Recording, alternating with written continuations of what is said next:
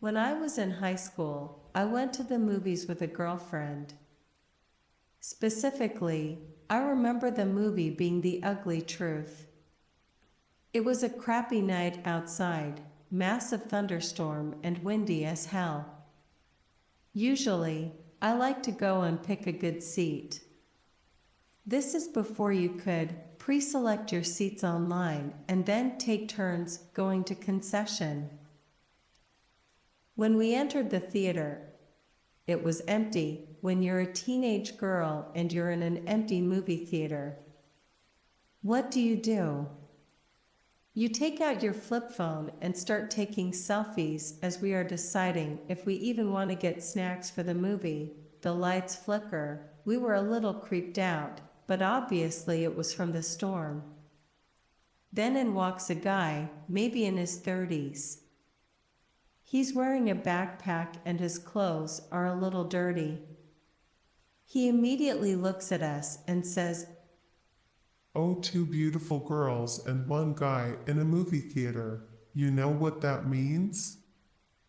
"No, actually we don't, my friend," and I give each other a weird look and just tried to laugh it off awkwardly. We pretend to look at stuff on our phones.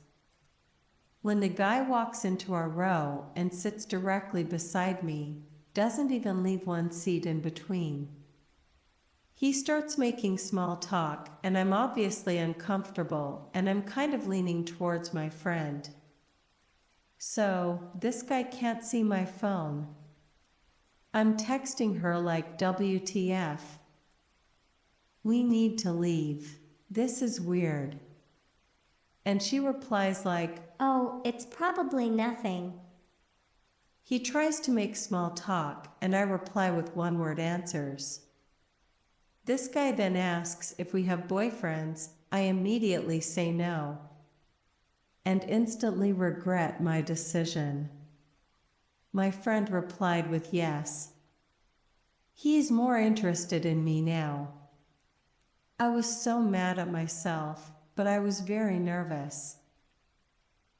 This guy continues to talk about how bad the storm is outside and says that it reminds him of the movie Twister.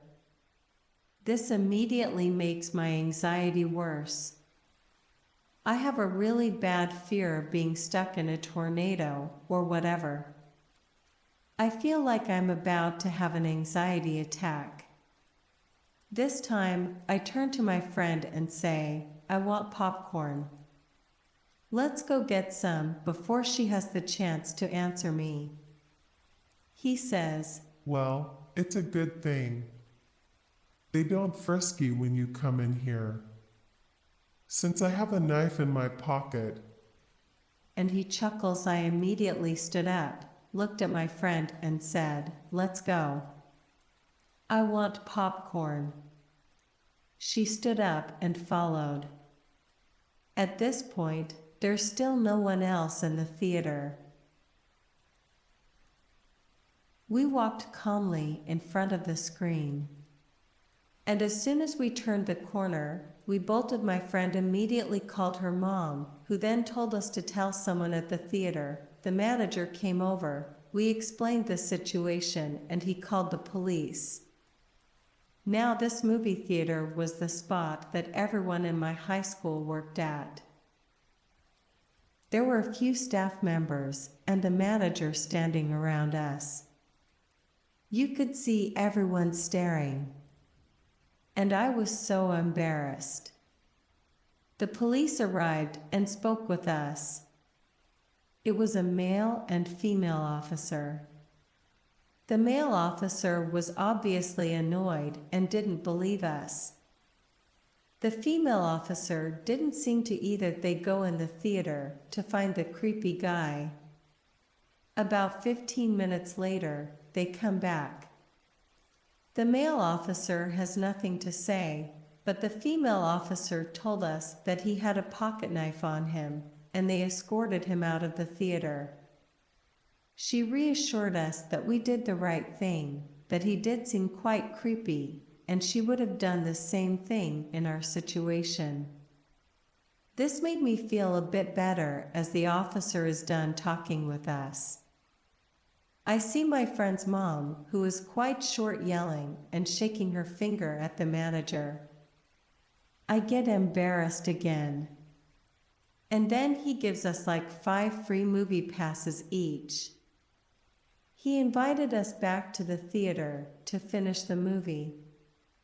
And I just said, no thanks, and asked them to take me home.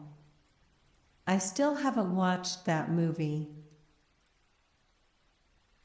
Okay. So, this happened about a year ago. I'm in a long-distance relationship and I often fly to visit. I didn't have a ride arranged to come pick me up. So, I usually use Lyft or Uber to get to. And from the airport, this particular ride started off fine. The guy was from Haiti, I believe he said. So, we had a very thick accent that was often hard to understand. The beginning of the ride was just him making small talk, like most drivers do. Where are you flying from? Are you in college? Do you have family here? And so on. We get on the freeway, and there's lots of traffic, had a layover flight, and of course all the outlets were in use. So, I couldn't charge my phone.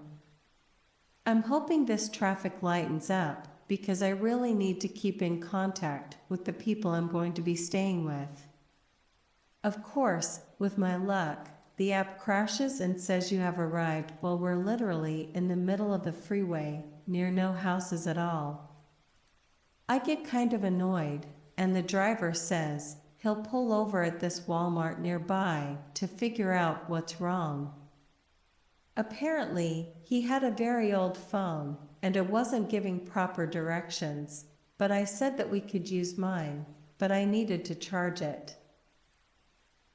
He asked me to sit up front, so it was easier. And I thought nothing of it. So, I did go up front. He tells me that he will take me the rest of the way for free without using the Lyft app. I put the address in, and we're back on our way.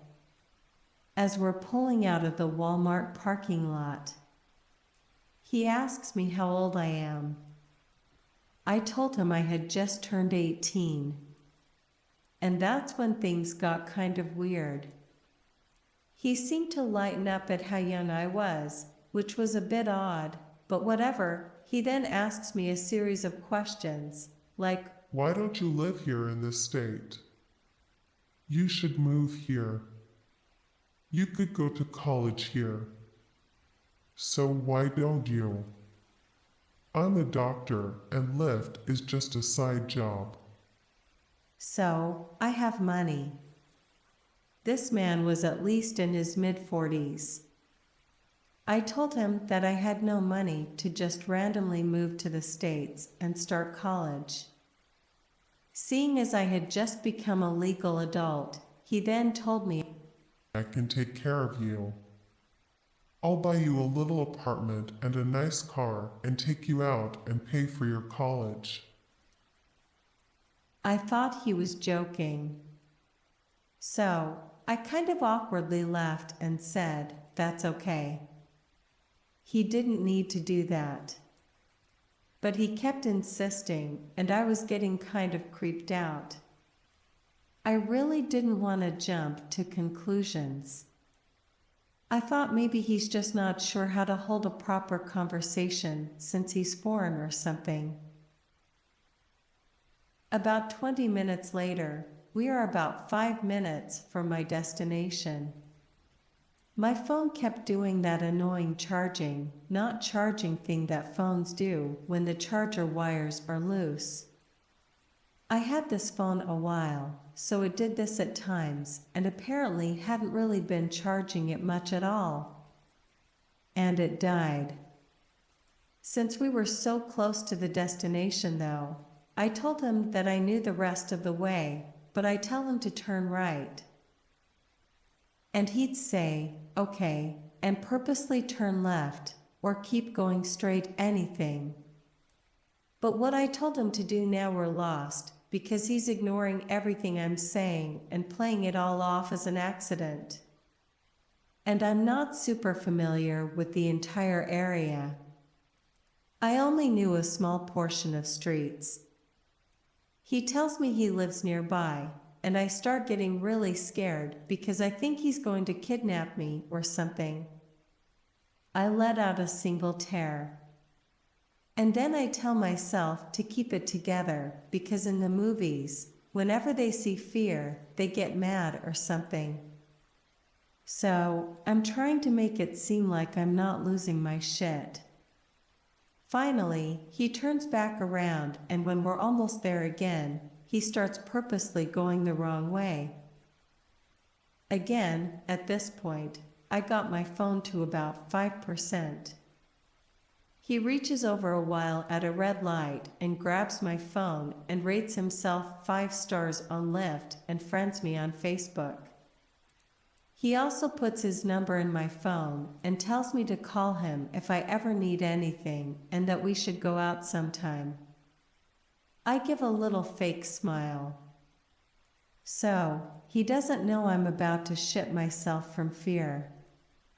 Eventually, I get so fed up that I just jump out at another red light and tell him thanks, but you're really scaring me. Bye. I call my boyfriend on my 5% battery life and tell him where I am because I'm really scared. And I need him to pick me up. My Lyft driver is shouting out of the window for me to get back in the car, but there is no way in hell I was going back in there to be some man's sugar baby. That was a total stranger at that. I go somewhere with lots of people and wait for my boyfriend. This whole ordeal made the ride last about 2.5 hours, no exaggerations, and it should have taken 45 minutes even with traffic. Later, I called Lyft and told them everything. He was supposedly fired. So that's good. Anyway, random Lyft driver looking for a young sugar baby to kidnap. Let's not meet again. When I was 5, my family attended a church with 2 stories downstairs were the nursery and Sunday school. Upstairs, the main church room where the service was held, as well as some offices, a kitchen and a library. The main doors opened into a stairwell connecting the 2 levels. After Sunday school, kids would either continue playing downstairs until their parents came to get them, or if they were old enough and impatient to go home, like me, could go find their parents upstairs and try and convince them to stop talking and leave. My mom would spend what felt like hours talking to people after the service. So sometimes I'd go up and down the stairs a couple times up to ask if we could leave back down to play. When she said not yet. Repeat again, maybe 10 minutes later, one Sunday, during one of my trips up the stairs, there was an elderly couple standing outside the glass doors, smiling and waving at me. I remember thinking maybe they'd been locked out somehow and wanted to come in, which was a silly thing to think about. Since the doors were never locked during the hours, the church was open, wanting to be helpful. I went in and opened the door and told them that they could come in. Turns out they didn't want to come in, and instead told me that they were my grandparents there to pick me up. That confused me as I was familiar with both sets of grandparents, and these people were not either. I told them that no, they weren't my grandparents. At that point, I was thinking that they just had me confused with another kid and said, so they then quickly stated that they meant that they were my great-grandparents, and we hadn't met since I was a baby. So, I wouldn't remember them. and my parents had asked them to drive me home since they were busy. Even if I hadn't been smart enough to realize they could have just come. And if they wanted, that at least seemed odd to me. And even as they protested, it wasn't necessary. I said I was going to go ask my parents and headed up the stairs. My mom was still talking to a group of other churchgoers, but after literally tugging on her sleeve for probably a minute, I was able to get her attention and announce loudly, and at that point, probably impatiently, that my great-grandparents were there to pick me up and I was supposed to go with them. She looked confused and then concerned and told me my great-grandparents were not there to pick me up since they were all dead, which pretty quickly put a stop to the discussion about raising money for a stained glass window or whatever. My mom and some other adults went with me back to the door, but the couple was no longer there. Since I couldn't really describe them any better than old white hair looked friendly, but not my grandparents. It was just sort of easily put down for them, mistaking me for someone else from then on. Despite my impatience to leave, I stayed downstairs until my parents came and got me. I remember being concerned about it for a while, but my mom would discourage discussing it, saying they had made a mistake. It's possible. That's all it. But I've always remembered that it felt wrong. How insistent they were that they were there to pick me up.